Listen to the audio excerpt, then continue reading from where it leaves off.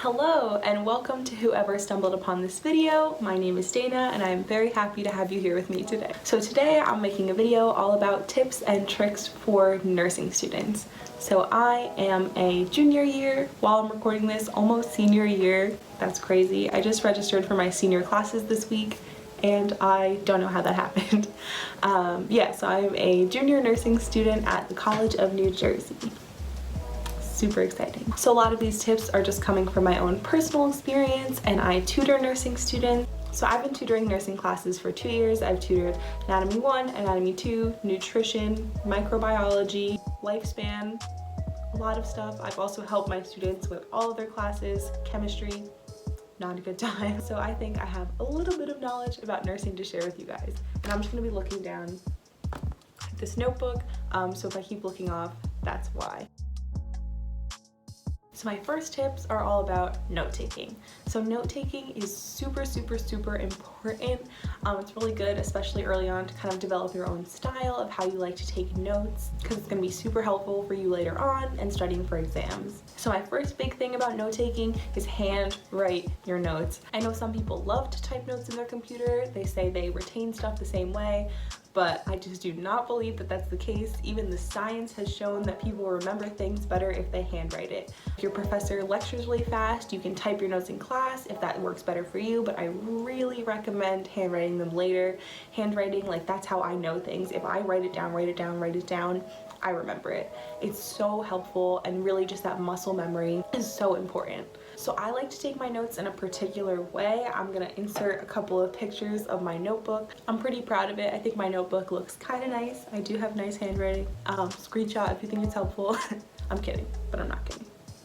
So one of the big things I like to do for professors who upload their PowerPoints before class is to write it down ahead of time.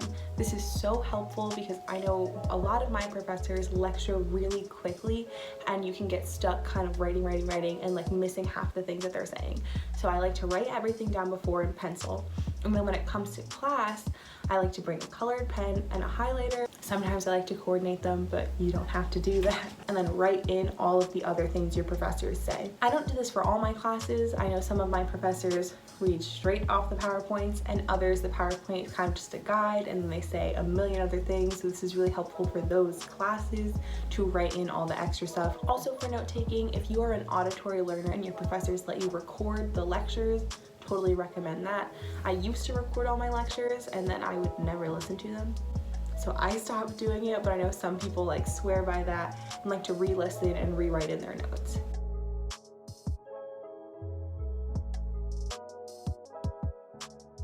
So my second tip is with diagrams.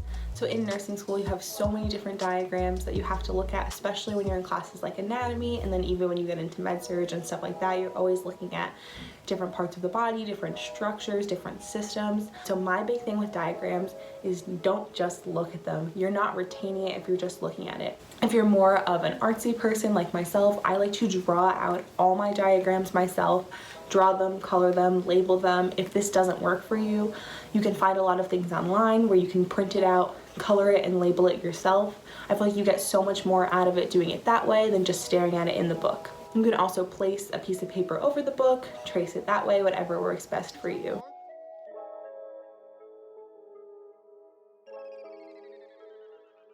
So my next tip is repetition. Repetition is so important and so helpful with everything. Like I was talking about back with notes, rewrite your notes. It may not be fun, it may be really time consuming, but I always do that for my exams. I have an extra notebook that I have every semester called my study notebook, where I have my notebooks for class and then I have my study notebook. I find this makes it so helpful to rewrite notes. When I'm studying for exams, I'll have my regular class notebook, my study notebook, and my laptop up with the PowerPoint, and I go through every section and I just write everything that I think is important. I use different colors. I'll redraw my diagrams again. That's my second thing, redraw your diagrams, and I go through my notes that way, and I find that really helps me learn the material. Another thing with repetition is go to lab. Go to lab a million times. Go to lab. So I know at my school, when you're in anatomy, our anatomy lab is open hours. We have the key to it. We can go whenever we want, especially when we have practicals coming up and you have to learn models. If you have dissections, just do it over and over and over and over again. Do it until you can do it in your sleep, because when push comes to shove and you're in the stress of like an exam or a practical, you want to have done it so many times where you just know it. You want to look at it and you want to know it. You don't want to have to sit there and be like, oh, well, maybe, or I think, or maybe it's this other thing. You want to be able to look at it and know it, and that comes from doing it over and over and over again. This same repetition process also applies when learning skills. I know for us, our skills lab is open on set hours when we have senior lab assistants there, kind of monitor us, monitor the equipment, make sure everyone is safe, doing things right, which goes into another like bonus tip for repetition. Have someone watch you. It can be nerve-wracking when you're sitting there and you ask a senior or ask one of your friends like, hey, I'm gonna do my head-to-toe assessment, can you watch me? That's really important, because when you're doing repetition, you want to make sure what you're repeating and kind of building muscle memory on is right. You don't want to be repeating the wrong thing, because then you're just going to have to set yourself back and kind of relearn and redevelop your muscle memory on a skill that you've already practiced. So my next tip, this might be kind of an obvious tip coming from a tutor, but if your school offers it, go to tutoring. I know my school, they have free tutoring. It's super easy. You just go to the tutoring center, you have your schedule, you say what class you're taking and who your professor is, and they try and match you with a tutor who has taken that class with your professor. So with finding a tutor, couple big hints coming from a tutor that I think are really helpful. So one of the biggest things I find, especially now that I am tutoring, is having the same professor is really important. I know for our school, they ask you who your professor was and they try their best to match you with someone that had the same professor as you. Having the same professor as your tutor is so helpful, because they can give you tips that are specialized to that professor, how they studied for that specific professor's exams, the kind of questions that professor likes to ask, how they took notes in that professor's lectures. It's just really helpful when you have the same professor. If you can, I would make sure that that is something that you can do. So the next thing that I think is really helpful for tutoring, which you don't always have a choice on, but if you can, I really recommend taking a group session. If you're someone that's really shy and you don't think you'd be good in a group setting, individual tutoring is great too, but I personally preferred group sessions for the fact that you don't always know what you have questions on. But I know I experience this, and I see this in my students all the time. We go in, I'll be like, okay, tell me about what you guys learned this past week. What chapters did you do? And they'll be like, oh, we talked about vision. And I'm like, okay, cool. So like, does anyone have any questions right off the bat? And they're like, oh, I'm not sure. Like, I don't think so, maybe.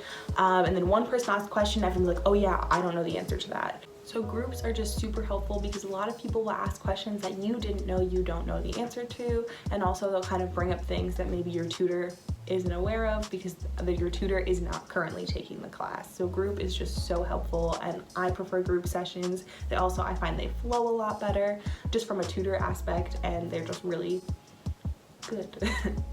So my last big tip with tutoring is, if you're not vibing with your tutor, you can switch. And this is coming from a tutor. We won't be offended. We want you to succeed in the class. That's what we're here for. So, you know, if your tutor, their learning style just doesn't fit right with you, or maybe it's just not a good time for you anymore, like you're like, oh, now further on in the semester, I'd rather have tutoring on this day of the week or whatever, you can just tell them like, hey, I'm gonna not be in our session anymore, and it's not a big deal. Your tutor isn't gonna be mad at you. They're not gonna be offended.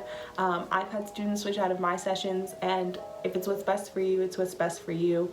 You're not taking the session for the tutor, you're taking it for yourself and for you to do the best in the class that you can.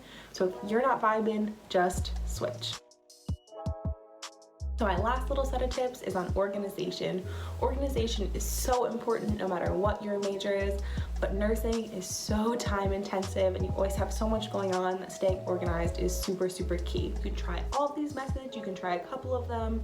If there are some things you already do and then you know they work for you, stick with those, but these are my tips. So some of the big things I do are I keep a planner, I use Google Calendars, and I have a calendar on my wall. So I like to use my planner as just a weekly, 1 week of my life. I think having a lot of calendars is great, but sometimes I know looking at them, I get overwhelmed. I look at my monthly calendar and I go, oh my God, how in the world am I gonna do all of this in a month? So splitting it up by week is really good to keep from getting overwhelmed. So I like to have every single day, you know, basic what I'm going to do that day, and then I do a little to-do list, reminders. I'll be like, oh, I have to submit this form, whatever you have to get done. Another thing that I like to add into my planner is a little box that gives me an insight into next week. So if I have any exams, any projects I have due, or just anything out of the ordinary that I want to know is coming up on my radar, I use that. I also like to use Google Calendars because you don't always have your planner. I know my calendar is up on my wall. I don't always have that with me, just to be able to glance at it at any time and kind of keep you on track. I also have little reminders that remind me 30 minutes before I have something, even though I never really forget to go to class or forget that I'm tutoring.